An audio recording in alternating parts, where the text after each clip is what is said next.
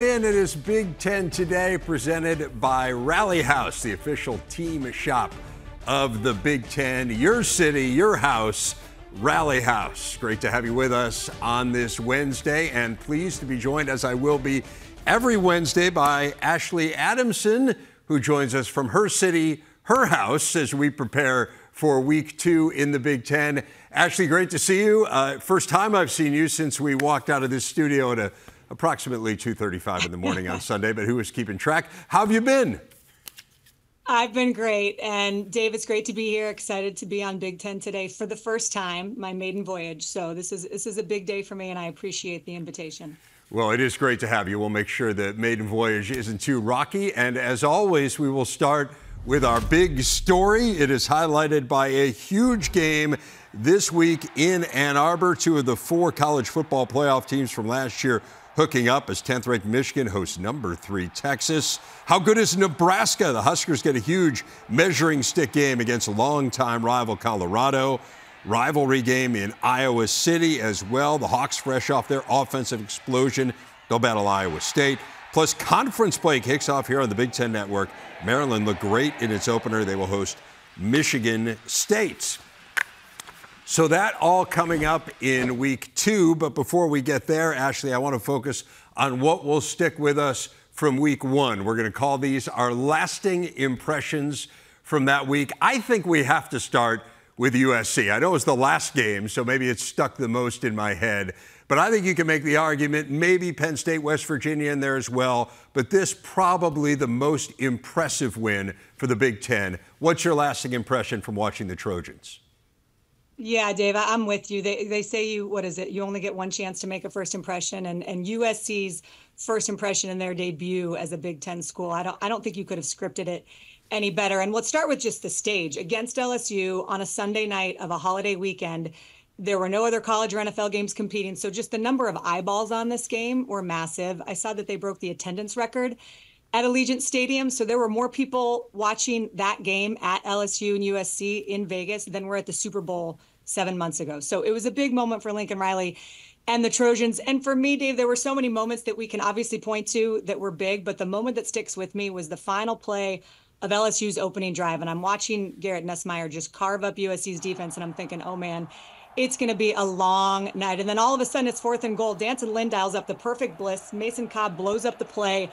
And the Trojans defense gets this massive stop. There were so many things, of course, that happened after that. But to me, this stop sort of set the tone for the game. It just felt different than what we have seen in recent years with USC. So if first impressions are lasting, the hope that surrounded Danton Lynn coming in from UCLA and taking over defense, for him to come in his first game and hold LSU to 20 points and getting a win on that stage, the arrow is pointing way, way up in LA. What about you? What were your first impressions of the Trojans? Dave? I'm with you 100% on the defense. To me, that was the biggest thing. In preparing for USC to join the Big Ten, I've been watching them now here for a couple of years. And I got to say, like, the thing that has stood out to me is, man, they just cannot tackle at all. They tackled really, really well in that game. So hats off to them. Hats off to Danton Lynn. Yeah. To me, I mean, the receivers were unbelievable, right? Like the Kyron Hudson catch was just amazing. Jacoby Lane, Zachariah Branch, those guys are fabulous. And just really happy for Miller Moss. I know they talked about a lot on the broadcast, and I would just echo the sentiment. I don't in any way blame kids, especially if you're a quarterback, but I don't blame anyone for moving around and looking for the best opportunity. But for kids who stick around and say, I'm going to wait this thing out, and then get their chance on the big stage and seize it in the way that Miller Moss did, I just think it's really cool. It's a great story, and really happy for him and his success. So, yeah, to me, USC's defense is the headline. You expect them to be good offensively, but thought, hey, maybe you miss a beat when you lose a generational quarterback like they did, but it doesn't appear as if they have it all. What about Penn State? We thought that Andy Kotelnicki could make them more explosive. He certainly did that, at least in the first game with West Virginia. Is that your lasting impression? Is it about the offense for Penn State? Yeah, again, I mean, and it's hard to draw sweeping, impressions, and we always love to overreact after 1 week. But just to go along with what the segment is, yes, if first impressions of Andy Kotelnicki's offense are lasting for the season, Penn State's teed up for a big season. And again, if what we saw in week one, if we see more of that, Penn State, there's no reason to believe that they won't be making their first CFP appearance this season.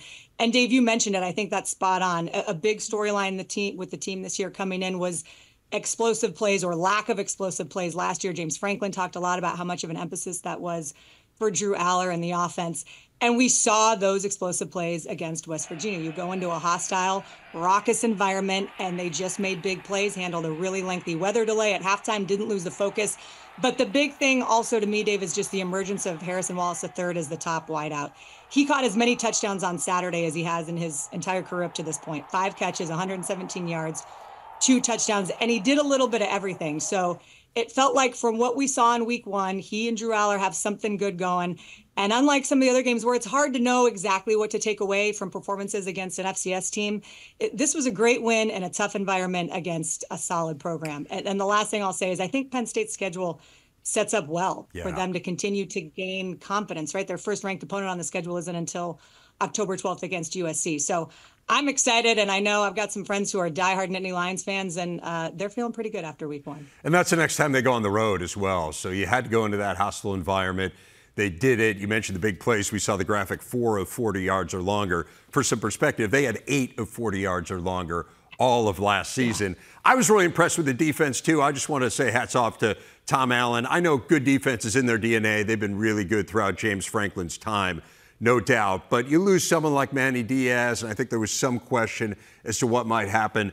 Tom Allen, who we've known for a long time, I just think the world of. Really happy for him and how well that defense played. So those were probably the 2 most impressive wins. Let's get to a team that was expected to win big and did in Ohio State. They won 52-6 against Akron, and still I feel like there were some people quibbling a little bit with what the Buckeyes did, just over 400 yards of total offense. What's your lasting impression week one of Ohio State? Well, it's interesting, Dave. I think back to being with you on Saturday, and we're watching all of these games that are going on at the same time, trying to keep track of everything. And at one point, I look up at the halftime score for Ohio State, and they had 17 points against Akron. And I said, wait, what happened? It looked like it started well. What's going on? And I heard Chip Kelly say in his presser yesterday that even though a lot of big-time players came back, right, that's the storyline around Ohio State, championship or bust, this was the first game for a lot of players in the horseshoe. And that experience of being on the field for the first time in a game setting is different if you haven't experienced it before. And specifically, you look at Will Howard, who falls in that category. He's played a lot of football, but not in an environment like that. And he started the game 6 of 16 through the air, finished 11 of 12. So he settled in, as did everyone else, and ended up with a lopsided victory against a team that they should have handled. But my first impression is that Will Howard seems to be the right quarterback for this offense. He's got playmakers all around him. And I've covered Chip for a long time. And the thing he always stresses is the importance of calling plays that the quarterback likes and can execute, not calling plays based on what he or the coaches like. He said, you can have the best play in the world that you love, but if your players can't execute it, it doesn't matter. So it feels like Will Howard has an embarrassment of riches around him. And first impression of Ohio State's new offense, no reason to change what we've thought of all season, in my opinion, which is that this is going to be a really special year in Columbus.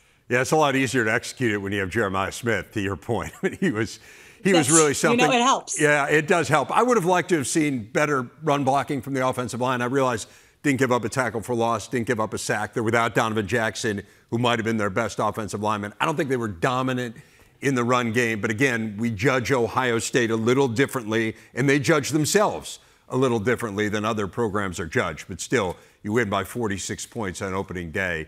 That's pretty good. A lot of quarterback talk in there. Is there one quarterback that we haven't talked about, maybe from week one, that left a lasting impression that you do want to touch on?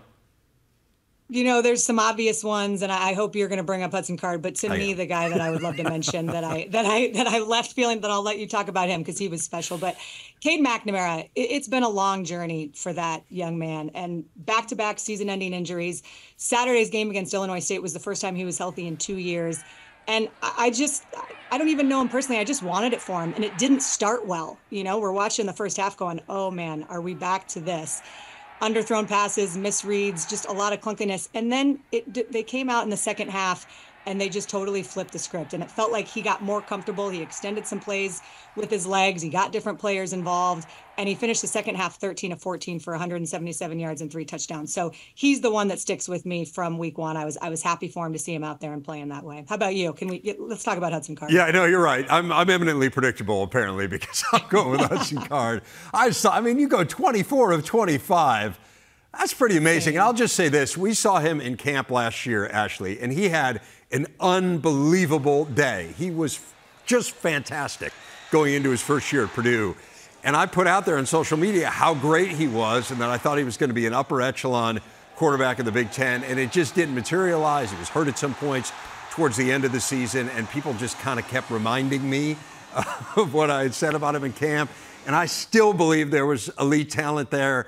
And we started to see that again, I thought. We saw flashes of it last year, but we really saw it. Again, I understand level of competition. I don't think we can go crazy about a game against Indiana State. But 24-25, again, it ties for the best ever. So lots of players have played not so great defenses in college football.